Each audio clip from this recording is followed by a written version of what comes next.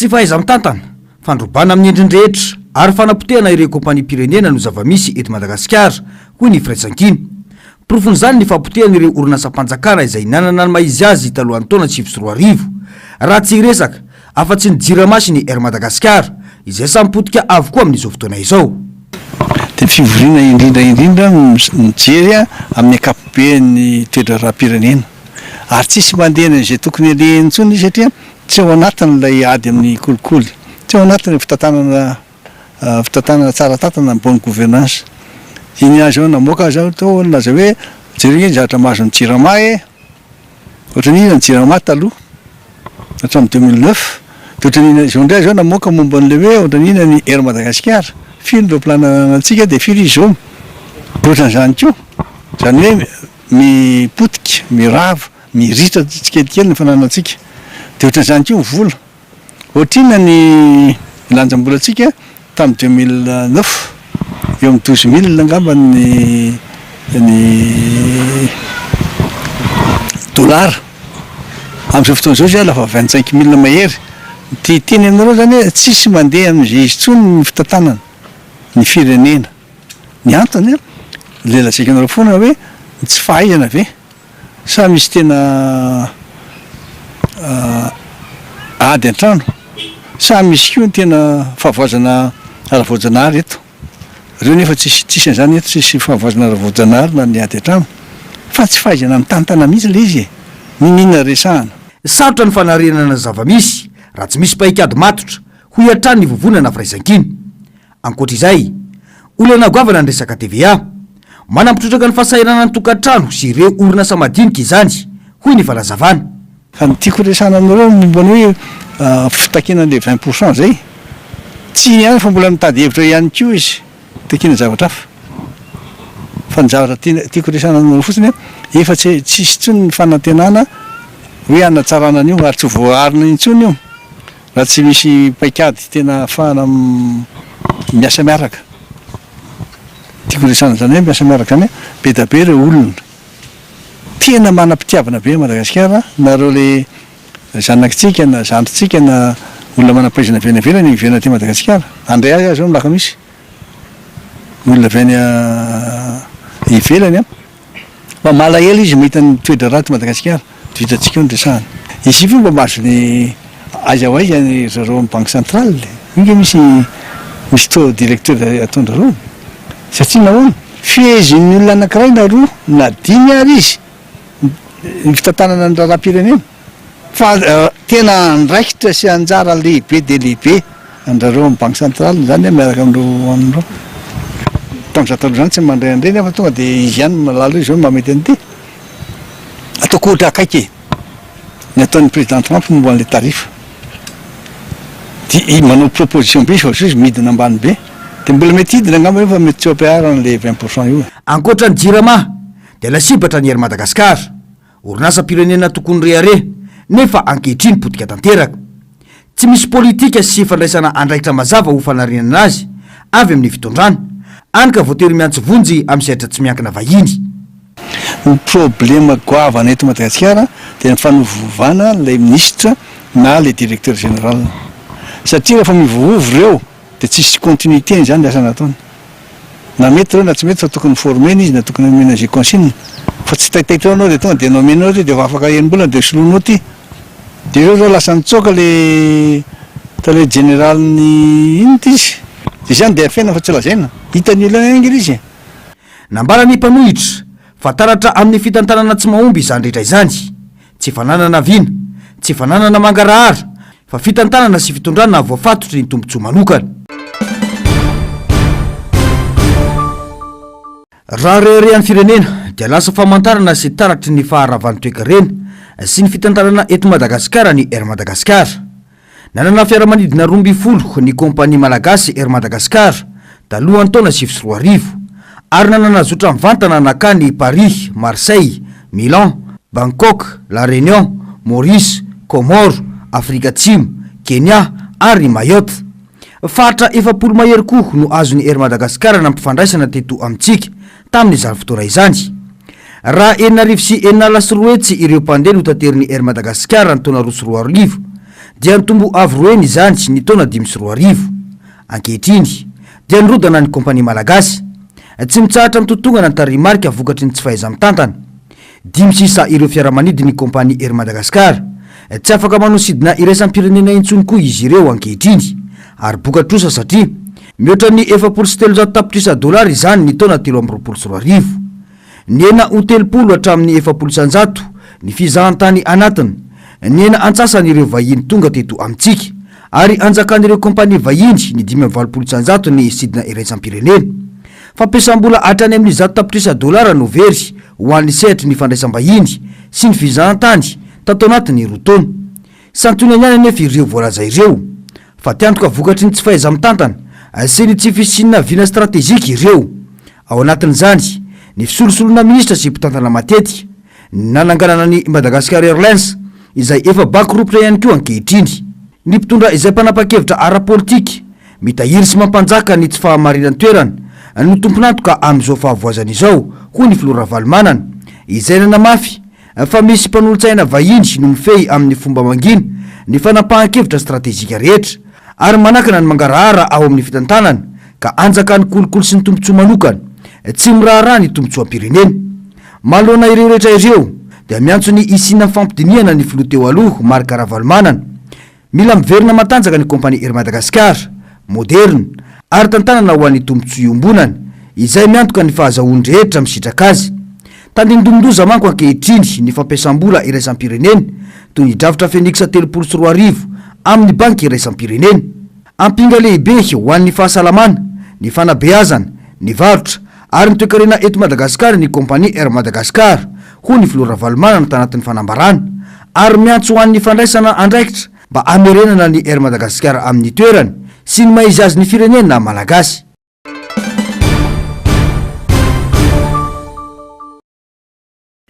Raha diplôma antsoratra dia manana ireo mpikambana eo anivon'ny governemanta saingy diplôma tsy mahalala ny olana fototra iainan'ny malagasy fambolena sy fiompiana ny fototra ifaharan'ny fiainan'ny maronisa eto amintsika saingy fanaovana miami no lahara-pahamehan'ny fanjakana any amin'ny faritany Tomasina izay isan'ny aina amin'izany fambolena izany tsy tonga ho azy ilay hoe omby vosotra no akana taranaka fa tena izay no zava-misy ao an-tsaingy fa tsy misy fantany ny akoatr'izay hoy ny profesora Zanohy Rakotombo. Problema eto amintsika zao ohatra isika miakina be loatra amin'ny fambolena sy fiompiana zay ny fototry ny toekarentsika 25 isanjato ny olona eto amintsika miaina amin'izay midiny eny ambanivohitra nefa ianao mijery an'ilay zava-misy eny io fambolena sy fiompiana io tompoko tsy rentable io tsy rentable io amin'ny endriny amin'izao fotoana izao io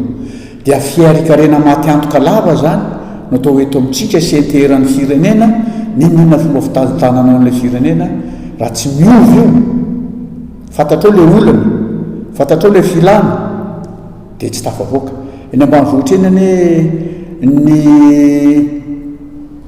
famatsim-bola eny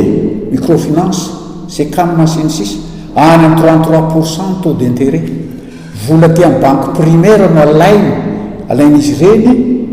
amatsinana eny ambanivohitra dia mivokany eny ambanivohitra le fiarikarenao fa matiantoa le vola entina mampandrosoana eny lafo be tokony mbany amin'ny 5% ohatra anjaran'ny fanjakana mijery io no tokony atao amin'izany ka fitondrandrandra naliko ny tenao fitondrandrandra joelina tompoko aty ambonimbony aty fotsiny fa tsy mahalala ny tena problème eto amin'ny Madagasikara ka tsy aova ninninina eto io tsy ahavita ninninina eto io fa vosotra no angalana taranaka raha io foana no enteranao eto tokony tsy ahagaga ny rehetra raha anjakan'ny vahiny eto amintsika hoy ihany ny profesora Rakotombo izay manko no andraikitra ireo mpitondra ankehitriny hoy hatrany ny ty mpampianatra pikaroka no sady mpanao politika ity ohatra le ao Pasindava le terarara dia tediavin'ny Macron ho azy fotsiny zao nefa ny terarara eo ahitana ilmenita ahitana inona ty izy teo ahitana lithium ilaina be amin'ny elektronika sy ny sisa ny amerikana io zao atsy amin'ny base tuliary dia vidiny mora araka izay tiany ilana azy le ilmenito mba azo titanina zay ataotsy hoe anisan'ny terarara anaovana vaisseau spatiaux satria tsy reny amin'ny rivotra isan-karazany any ambony any tsy arefesina nao simba dia zay no mahatonga ny eto amintsika anisan'ny sarotra dia sarotra satria tohanany tandrefana Yahya Rajoelina tsara fantatsika gasy dia zao Yahya Rajoelina naturalisé au frantsay rehefa nahazo an'izay izy misy fepetra tsy maintsy ajaina dia ny hoe miaro ny tombontsoa frantsay ka raha nao ady arisy arivo frantsay ka mila maramila ka tsy maintsy recrutena izy dia tsy maintsy manao raha ohatra misy tombontsoa frantsay sy ny tombontsoa gasy mifandony dia tsy maintsy ny tombontsoa frantsay aloha. Olona mizaka zom-pirenena malagasy tena malagasy raisy reny manana traika efa ara-pitantanany efa nahitambokatra no ilain'ny Madagasikara sy ny malagasy manoloana izao favoazana tsy hita pesipeseny izao. Miainga amin'ny tsirairay no ahafana manovany zavamisy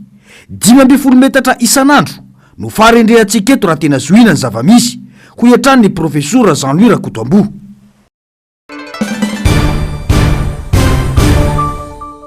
Tsy nitarika resabe ny raha fanampoizinana teny Ambohimalaza izay nafaty olona 720 atreto raha nisy ny fampitokisana eo amin'ny mpitondra fanjakana sy ny vahoaka entiny. Tsy misy mangarahara anika very ny fampitokisana ary dia lasa resabe ny zavamisy. Ankoatra izany, mifanipaka ny zavatra lazain'ny fanjakana malagasy momba ny fitilinana tao sy ny vaovao navoaka ny RFI sy ny TV5 hoy ny solombavam-bahoaka Andriamampandrotontsoa. Manahirana ny saim-bahoaka izany rehetra izany, indrindra fa eo anatrehany ny fandraisana ireo marary ao amin'ny hôpitalin'ny mpanjakana Hajira. Dia raha jerevantsika zao le teny Ambohimankakely lasa resapenkely izy amin'izao fotoana zao. Ny voalohany aloha dia tsy mazava mihitsy hoe inona le tranga naretina, inona le fanampoizinana zany natao tamin'iny. Efa nalefa tany ivelany izy efa mivaly ny analizy dia tsy misimisy zany hoe mangarahara lasaina amin'ny vahoaka zany. Dia zao ny vokan'izy na le olona mbola marary be petabe any amin'ny hôpitaly ary amin'izao fotoana zao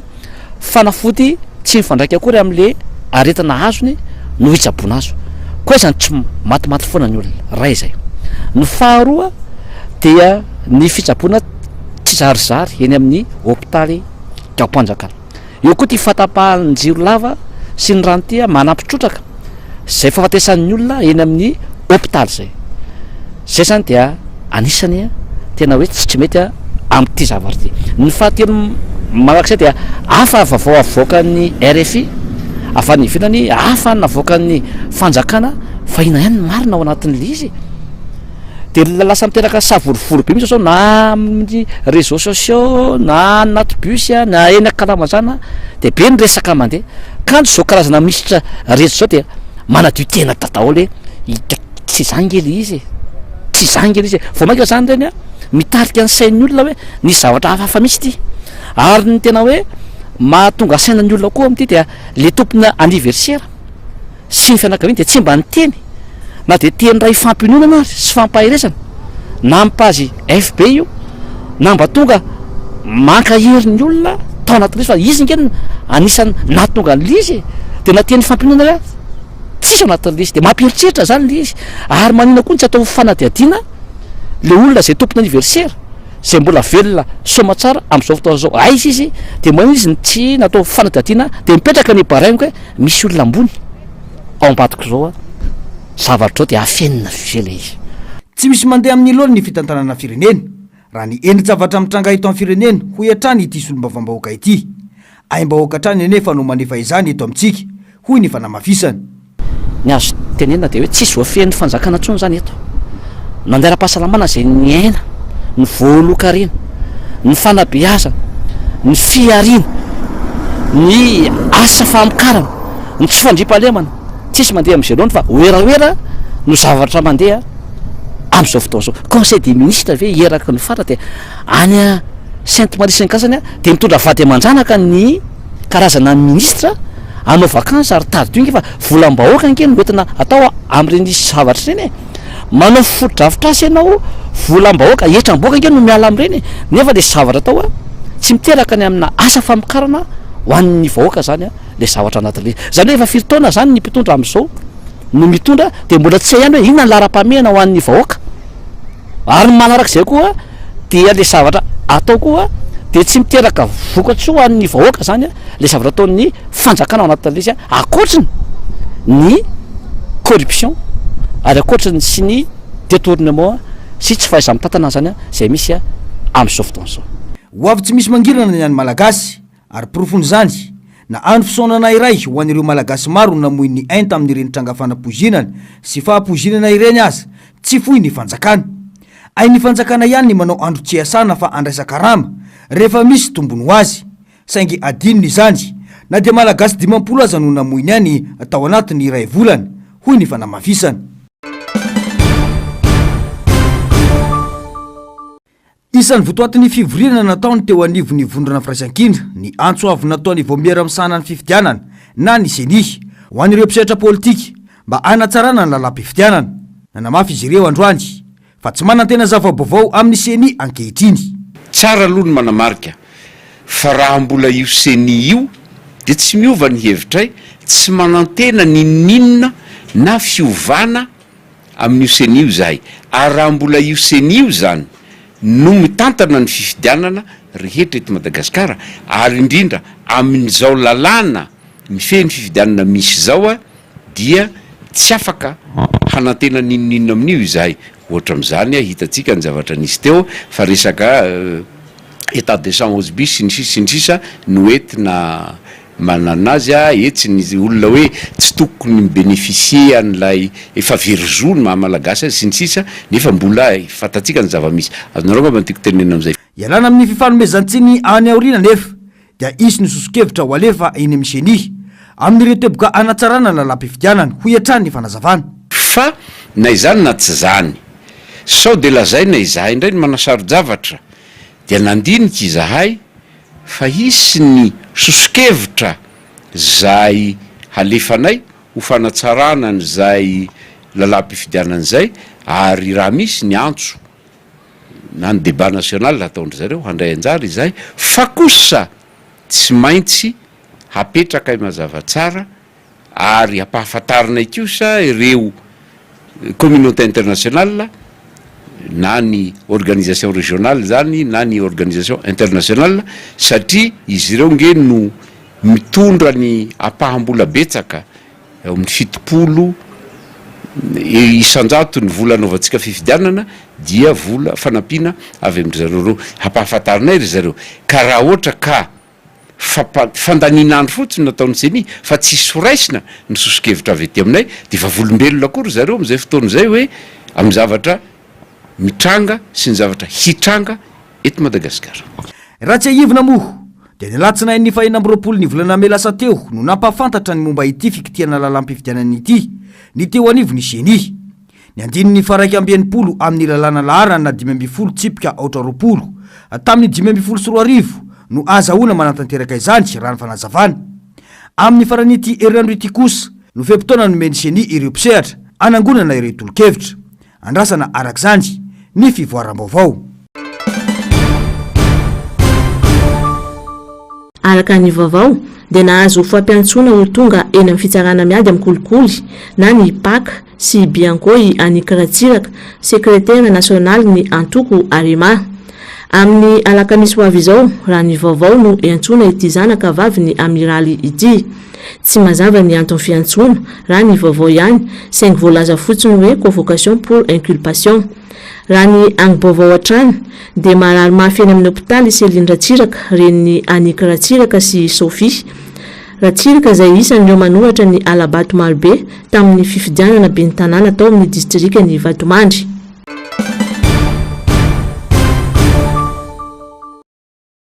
Tsy ny ministry ny serasera teo aloha Harry Rajason na ireo Libersia ihany no tokony avoakany fonja fa ireo nogadrana rehetra no ny resaka politika na faneho-kevitra toa ny Jean-Louis Sarandriamihoatra sy ireo maro hafa mbola inina tazomina any am-ponja hatramin'izao. Raha ny zava-pitan'izao fitonan'izao tamin'ireo mpitondra ny fandimby toy ny fametavetana ny filanjana vatapaty teny amin'ny kianjany 12 Mey ny maro hafa no jereny dia izy ireo no tokony hiakatra fitsarana voalohany ary manomboka hatrany amin'ny faratampony izany hoy ny solombavam-bahoaka Fetra Ralamozafo Mololo. tsy nisy nikitiany mpitondra ankehitriny sy ny ekipa n'ireo mpitondra ny fandimy teto satria nanaja ny atao hoe demokrasia ekena naodikodina tena moa nisan'ny voasambotra tamin'ireny marina ny voalaza namana mpanao gazety ary ny ekopé ninana inona moa fiteny azy avec sursis olo izy sazy miantona zany ray taona de ny vahoaka nahita hoe inona moa no nataoko teny nisy olo mahoaka zay le hoe zavatra efa voafantana le olona hosamborona satria filovondrona parlementaire ohatr'zay le endrikina amin'ny akapobeny foana zany tiako tenenina mba hiverena hoe ny teny nataonareo na tamin'ny fitondrana nandrematomarika ravalomana nentina nitsikera azy fanimbazimbana sy ny nataonareo tamin'ny fitondrana andrematoery rajaonary mampianina tamin'ireny etsika ny telo fitopolo sy olomavambahoaka reny de raha ohatra ka rahanao zavatra tamitovy tam'izao teny am'izao fotoana zao nareo tokony miatrika fitsarana daholo ihany ko nareo rehetrarehetra reo mihitsy manomboka any amin'ny filoam-pirenena ka hatramin'ny ambaratonga rehetra mpitantanana rehetra nareny faniratsiranana tamin'ny hoe fa vatapaty fanaovana tsinitsinina tena misy sara iny any misy tahiry tsara any ambadika any tany rehetrarehetra tokony hovana raha tena te hanova n'lay fiarahamonina sy tena anana fiarahamonina tsisy raoraotsika mba hito andehanana makany amin'ny fampandrosoana mpitary baty vilambava ny mpitondra raha ny zava-misy afa no lazain'ny molotra afa no tondroiny tanana fanovanana kany amin'ny ratsy kokoa noho ny teo aloha no misy amin'izao fotoana izao hoy ny fanamafisana fasanatria ampiasaina ny mpitany filaminana ny any cybercriminalité ny any amin'ny fitsarana sy ny sisa hoentina mampangina sy manakombombava indrindrandreo reo tsy mitovy hevitra aminy zay loha zany le tena olana rahabaina moa izany tafavoaka somatsara fa tsy izy rery araka ny tenin'ny fanontaniany namana mpanao gazety teo fa misy ihany koa ny namana ohatrandry Jean Luc zay ho anay tsy misy mihitsy ny pirofo satria fantapatatray mantsy ny antony samborana azy ny olona tonga tany amina mitaka azy mitondra clé USB zany zavatra renay tany anivon'ny tetanivon'ny atokonay satria izy tsy mpikambana ny atoko akory matsapa any ko fa amin'ny apahany ko misy fanampara-pahefana any ko moa zany fa de fa arabaina izy hoe atavavoaka somatsara tsy maty fo amanaina tany amponja tany nisy ny maty tany satria namoiny ainy tory nazo andrinenidoni raha resaka faneokevitra ny jerena sy ny zavatra atenaina hatramin'ny hoe fanovanany takin'ny vahoaka tamin'ireny sivy soro arivo tonga nefa ianareo teo amin'ny fitondrana olona firony any amponja am'izao tsika miteny zao na mpanao gazety na tompona patron de presse reny na mpanao politika no ny faneokevitra tsaronareo ve hoe nanahoana ny faneokevitra reo tamin'ireny fotoana mbola tsy teo amin'ny fitondrana ianareo todika amin'reto mpitondra ankehitriny reto taren'andriamatoany rajoelona filohan'ny rajoelona mba tadidinareo ve mba hivereny kely ange nanahoana ny faneokevitra sy ny vava misy endrika faniratsirana mpitondra nataonareo tamin'izany fotoana nidirinareo ponja ve zany zavatra any tokony rehefa tsisy 2 poids 2 mesure rehefa tena niteny toy izany ianareo sasahanareo ny mbola mandà hoe tsy niteny an'izany ianareo de nefa reo olona firy amapolony any amponja am'izao fotoana zao lazay nefa noho ny faneokevitra tsy fitovikevitra ny mpitondra ankehitriny no tokony hiakatra fitsarana voalohany raha ny zava-bitany teto amin'ny firenena sy ho an'ny malagasy hoy ihany ity olombofiditiana na mafy mpitondra manao vain-drahalahy tsy maharary ka rehefa ny tenany no voakitikitika dia misy ny lalàny sy ny fitsarana fa rehefa ny hafa dia mandeha ho azy tahaka ny zava-misy tamin'ny taona 2024 ihany namotika sy nampiororo fianakaviana mpitondra voafidim-bahoaka fa ankehitriny lazaina fa tsy tokony ampidirana amin'ny resaka politika ny zanaky ny mpitondra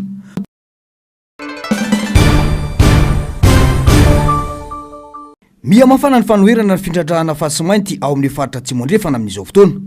manomboka ny zoma lasa teo dia tsy milamina ny tao amin'ny fokotany tsy afanoka ao anatin'ny commune Kilmalinika fiara tsy mataho-dalana miisa 3 no sakanan'ireo mponina rehefa fantatra fa iraka avy amin'ny orinasa Bazitoliara nambaran'ireo mponina fa tsy tokony iverina anitsaka ity fokotany ity intsonjy ity orinasa ity ny sabotsy maraina nefa nisy mpitandro filaminana ny sambotra olona tao amin'ny fokotany io vokatr'izany nosambory ny fokon'olona ihany koa ireo olona miisa 2 izay fantatra fa panome vaovao ho an'ireo orinasa any antoerana nambarin'ireo mponina fa tsy avotsitra ireo olona 2 avy amin'ny Bazitoliara ireo raha tsy mivoaka ny naman'izy ireo mbola tsy milamina ny raharaha fa nisy olona iray hafa indray voasambotra ny maraina teo izany hoe olona 2 avy amin'ny mpanohana no voasambotry ny fokon'olona malohitra olona 2 avy amin'ny mpanohitra kosa no voasambotry ny mpitandro filaminana aina ivadika zavatra hafa ny zava-misy raha mitoy ny bodongerony hoy ny filohan'ny fikambanana na masikoro eto Antananarivo androany ny maraina teo indray maraina teo tamin'ny 4 maraina nisy fanamborana namana anankiray indray zany zay avy eo amin'ny commune ny Transi, zany hoe roa zany amin'izao fotoana zao ny namana voasambotra manoana n'le tetikasa, roa ihany koa ny olona voatany otazy zany am'leto lay aty am'lay manohatra ny tetikasa zany. Inona moa zany no zavatra andraisana tamin'izany fotoana zany fa hoe raha tsy avoakanareo namanay tsy avoakanay koa reto olona anankiroa reto. Ny tiako evina zany de tsotra be ao anatin'le izy hoe ny fanoherana ny fanoheran'ny fokon'olona n'le tetikasa Basotoliara de amafisiko ihany hoe tsy emotra mihitsy ny fokon'olona sy zahay aty am'ilay manohatra ny tetikasa ratsy mialao orinasa Basotoliara. Izy nge tsy zavatra sarotra fa zay ihany mitakina ao anatin'le izy zay every kosa fa zo fototra no mandana manaiky tetikasa salama zany le olona ne izay le voakasika nge ho esorina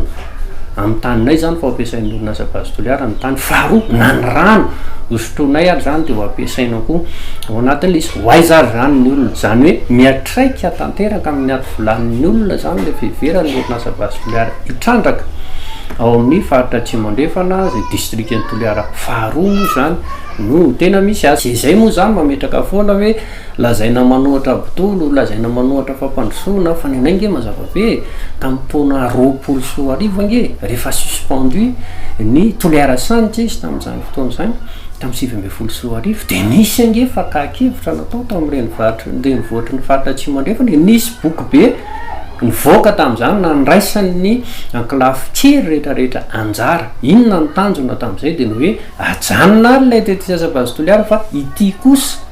no modèle de développement raha zay ny azo ilazana azy ampandrosoana ny faritra tsy maninona zany zay no tsy atiariny, maninona zay no afenina kitenenanareo anay hoe manao fanoherana botolo nefa fa nisy nge zay fakakevitra zay de fa any aminareo fitondra fanjakana any avoay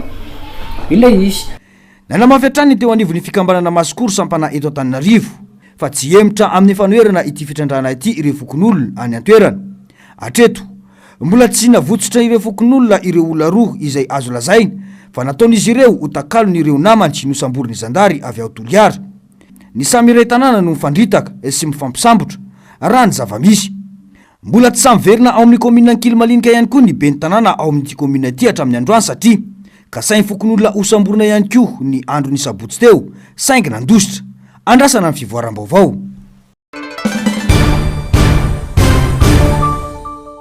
Voarisaka matetika eto Madagasikara tato anatin'ny taona maro ny fitsinjaram-pahefana na décentralisation. Manome fahefana mivantana sy tena izy ireo rafim-pitantanana eny fotony toy ny commune, district sy faritra ny fitsinjaram-pahefana. Toresaka ambony latabatra ihany anefa izany eto amintsika. Ny commune sisa no andrafitra mba manana olom-bofidy amin'ireo voatonona ao anatin'ny lalàn'ireo fa vondrom-bahoaka patra itsinjaram-pahefana. Ahitana ny fitsinjaram-pahefana raha ho an'ireo samy olom-bofidy eny fotony raha ny fanazavana. Saingy eo amin'ny fanapahan-kevitra ministerialy no mamono izany hoy ny ben'ny tanàna iray izay nanaovana fanadiadiana. Raha zay samy olom-bofidy hoy amin'ny commune dia azo lazaina fa tsara ny décentralisation. Eo anatrehan'ny ministeran'ny sasatsasany ohatrany hoe fanapahan-kevitra raisina reny kosa nefa hita hoe mamono ny décentralisation. Raha miresaka tsika nirena hoe impôt foncier sur le propriété bâtie reny efa vita vaniny ny fivoriana, efa vita vaniny ny fanapahan-kevitra, ny fanjakana tsy mahazo miemotra raha fitenin'ilay tompon'andraikitra anankiray zay reny zao ny anisany hoe mamono ny vondrom-bahoaka itsinjaram-pahefana satria tsy mba nalaina ny hevitra zareo. Amin'ny ankapobeny raha ho an'ny commune urbaine dia mety amin'ilay etra, ho an'ny commune rurale dia sahirana ary raha miresaka jirama ny resahantsika. Ho an'ny commune rurale indray mety aminay le jirama, ho an'ny commune urbaine indray tsy mety amin'le jirama, samy manana mahariary azy fa hoe efa mifampiarana ve na efa nangalakevitra ve le commune tsy amin'ny ankapobeny. Zay nefa tsy vita raha tsy hoe mifampieno sy mifampiantso raha tena manana ny tanjany décentralisation dia afaka nandeny rambole satria efa manana ny plan d'urbanisme détaillé fa malemy le décentralisation dia lasa miandry fanapahan-kevitra nefany samy manana ny atao hoe namola volana azy ary misy drafitra ara-dalàna misy ny milaza hoe raha makany amin'ny fitsarana miady amin'ny fanjakana dia hoe mandresy tsy izay nga manzava-dehibe fa ny tena hoe mahasamy resy lahatra mpitondra fanjakana zay ny zava-dehibe amin'ny fomba fijery hoe mifampandrosoana dia iombonantsika menakavy a ity mba efa nisy volavolainay a efa nitapahan'ny fanjakana tamin'izany a tsy alaova hoe andeha ny fanotofana tana dia arahana etsaka sy andavany a ny abean'ny tantara sy ny kanal mba edina mitondra drano lasa fangaro be amin'ny akapobe an'la izy a dia izay a hita soritra hoe malemy a ny décentralisation. Araka ny lalam-pandrenany dia tokony anana faleovantena amin'ny lafin'ny fitantanana sy arabola ireo antokon-draharam-panjakana eny fotony na ny collectivité territoriale décentralisée na ny CTD. Midika izany fa tokony ahavita manapa-kevitra sy anatanteraka tetikasa amin'ny fanandrify amin'ny filan'ny vahoaka ao antoeran'izy ireny. Ny zava-misy anefa mampiseho fa mbola voafehin'ny fanjakana fohibe ny ankamaroany ny lafiny rehetra. Tsy lavina fa efa misy lalàna sy rafim-pitantanana momba ny fitsinjaram-pahefana eto Madagasikara, saingy mbola lavitra ny lalana ho an'ny fampiarana izany. Raha tsy omena fahefana sy loharano mbola mazava ireo rafitra eny fotony, raha mbola voafehy tanteraka amin'ny lafin'ny politika sy fitantanana izy ireo, dia azo ambara fa tsy misy fitsinjaram-pahefana tena izy eto amin'ny firenena.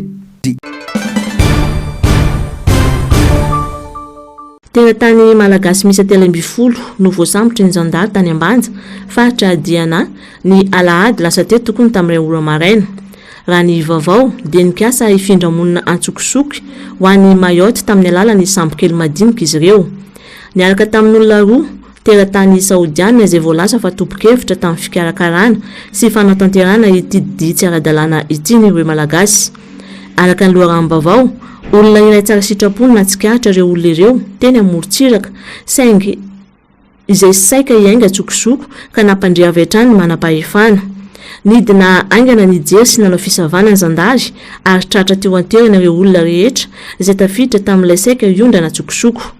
Anisan'ireo voasambotra ireo vehivavy 10, tovolahy tsy ampy taona 2 ary saodiana 2 voalaza fa mpitarika sy mpikarakara. Araka ny fanadihadiana natao vonjomaika dia fantatra fa avy amin'ny tanàna samihafa reto olona saika andeha ireto: Nosy-be, Mahajanga, Ambilobe, Antsiranana ary Anivora Nord. Efa nifindra toerana sy niaran-dinika tany amin'ny toerana iray ireo olona ireo alohan'ny fotoana nikasan'izy ireo andehanana an-dranomasina.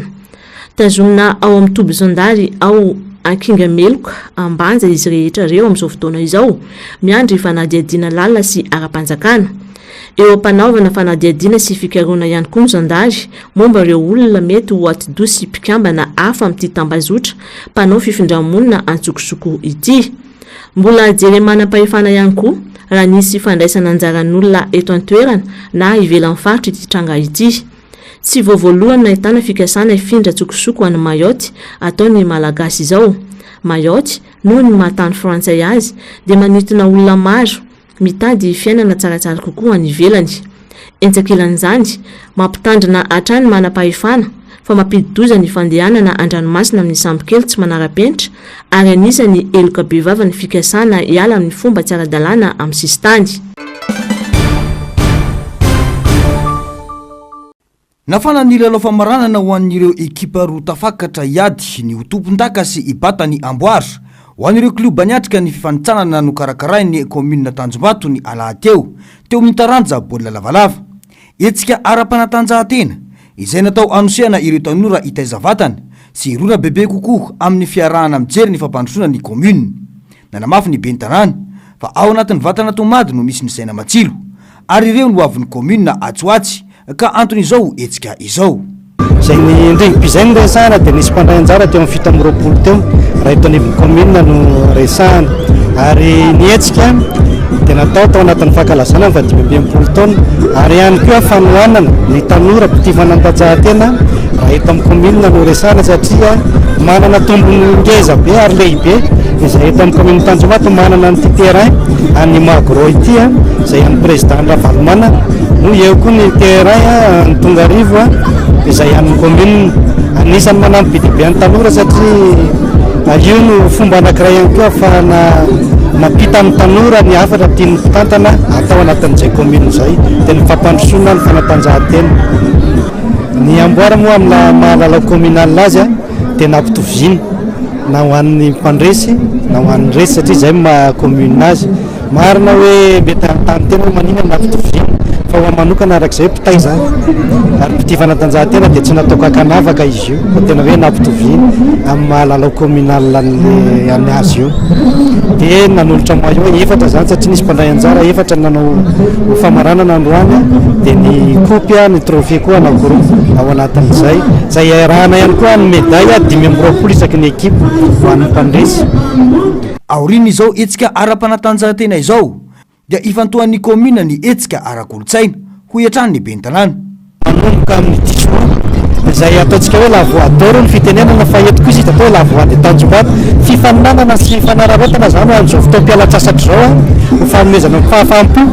ho an'ireo izay tsy afaka manatanteraka amin'ny fialan-tsasatra ny ivelan'ny commune dia izay na nitanterahana izay la voix de tanjombato izay zany hoe fifaninanana olona mahay manam-peo amin'ny resaka fihirana zany izy io tanterahana ao anatin'ny 10 herinandro. Araka ny fanazavana dia miainga any amin'ny fokotany ny fifanitsanana ka ireo olona 5 izay tsara feo indrindra no iroso amin'ny fifaninanana ataon'ny commune. Eny anivon'ny fokotany na manatona ny commune no misoratra anarana ireo te handray anjara amin'izany hoy ny fanazavana. Olona manodidina ny 300 maty ny force de soutien rapide tany Kordofan avaratra any Soudan.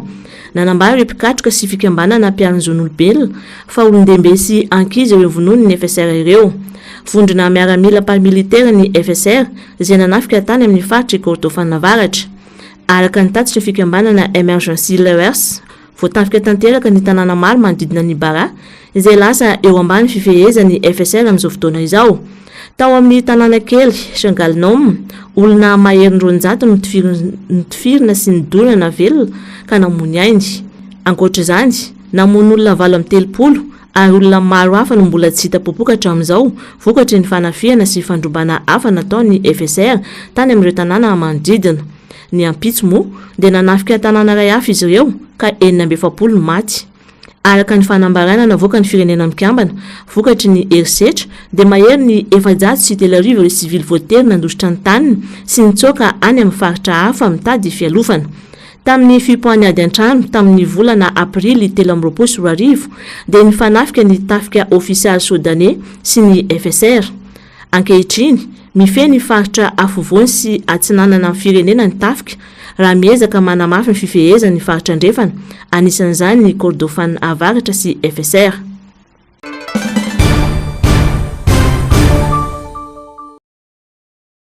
Raha nienjana tamin'ny kiviny Maison Blanche tany amin'ny voalohandohan'ny taona dia niova hevitra Donald Trump ka nilaza fa anohana indray ny Ukraine miaraka amin'ny OTAN. Manambana ny anasazan'ny Russie États-Unis. Vola manodidina ny 500 miliara no lany vokatry ny ady teo amin'ny Russie sy Ukraine. Nilaza ho diso fanantenana tamin'ny Poutine ny Trump izay nilaza fa ady ny Joe Biden fa tsy ady ny Timothy ity. Ny hevitra matsy ny tena fa ho vita tao anatin'ny 2 volana lasa ny fifanarahana ho fampitsarana ny ady kanefa tsy tanteraka izany. Raha tsy misy fifanarahana atao anatin'ny 50 andro dia apetraka hetra vaovao 100 amin'ny Russie ny raha fanazavana. Tany amboalohany dia niezaka ampitsahatra ny fandefasana fitaovam-piadiana ho an'ny Ukraine ny Amerikanina fa amin'izao fotoana izao dia hiverina hamatsy fitaovany États-Unis amin'ny alalany OTAN. Ny OTAN no hividy ireo fitaovam-piadiana amin'ny États-Unis toy ireo rafitra Patriot izay afaka manakana ireo balafomanga. Etsy ankilany mazava tsara fa anangana tahirim-piadiana ho amin'ny fiarovan-tena ihany koa États-Unis saingy midika izany fa ahazo fitaovam-piadiana betsaky Ukraine. Ohatra amin'izany ny fiaramanidina, balafomanga, basy, bala sy fanafody ilaina amin'ny ady. Nandray manokana ny solotenan'ny États-Unis tonga any Kiev Volodymyr Zelensky izay naneho ny hafaliany amin'izao fotoana fanohanany Donald Trump sy OTAN azy izao. Ankoatr'izay dia mitombo be ny fanafian'ny Russie amin'ny alalan'ny drone ka i Kiev no tena lasibatra. Noho izany dia tena ilain'ny Ukraine amin'izao fotoana izao ny rafitra fiarovana anabakabaka hiatrehana ireo fanafiana tsankianto ireo. Miavaka lasan'ny fitaovam-pananana filahiana elefanta, afaka mandray sy mitazona zavatra izy io. Ankoatra ny hoe famoahany rano malotona, sy ny fanaovan'ny firaisana dia afaka mihoatra ny kibo ny ramangididy na misy biby tokony terina amin'iny tapany ambany iny. Ity taovam-pananà ny elefanta izay mirefy 2 metatra eo ka afaka miterina amin'ny tany toy ny hoe tongotra raha sendra mitady anjera. Milanja 20 km falahin'ny elefanta ka ampiasainy ananany équilibre amin'ny lalàna ratsy. Notapahany tanany mba ahazony vola mitetina ray faingo 4 tapitrisa euro na 7 miliara ariary amin'ny tranom-piantohana. Ny taona 2024 nanao fanahiniana nanapaka ny tanany mba ahazona vola be i Julcia Delcy, tovovavy Europeana 12 taona. Talohan'io dia nanao fifanarana tamin'ny tranom-piantohana 5 ny tenany, nambara ny fahasakaizany nandrisika azy anao an'izany. Niakatra fitsarana ny raharaha, nolazainy Adelsika fa loza toy ny rehetra ny nahavony tanany rehefa nanapaka azo iny izy. Rehefa natao anefa fanadiadiana dia hita sy voamarina fa fanahiniana ilay izy, ka voasazy ny rain'ilay tovovavy satria ny ray betsabetsa taminy ihany koa. Nigadra 3 taona kosa ilay sakaizana namporisika azy. Sazy miantona 2 taona kosa no azony Adelsika noho ny fisandohana nataony. Any Japon, rehefa mandray karama ny lehilahy dia omeny manontolo ny vadiny izany. Dia ilay vehivavy indray avy eo no manome vola kely ho an'ilay lehilahy vadiny. Iny vola kely iny natsoina hoe okozukai, izay lasa fomba fanao hatramin'ny fiafarany ady lehibe faharoa. Amin'ny tokantrano japonais maro dia ny vehivavy no misahana ny fandaniana sy mitantana tanteraka ny vola ao an-tokantrano ary manome vola kely ho andra-lehilahy, filana fototra toy ny sakafo atoandro, sarandalana sy ny sisa. Mba hisy ny fitantanam-bola entitra sy ny fampitomboana ny tahiry no anton'izany. Na dia miaina tsikelikely eo amin'ny tanora azy io fomba io, dia maro e tanora fianakaviany ny japonais no voalaza fa mbola manaraka izany fomba izany hatramin'izany.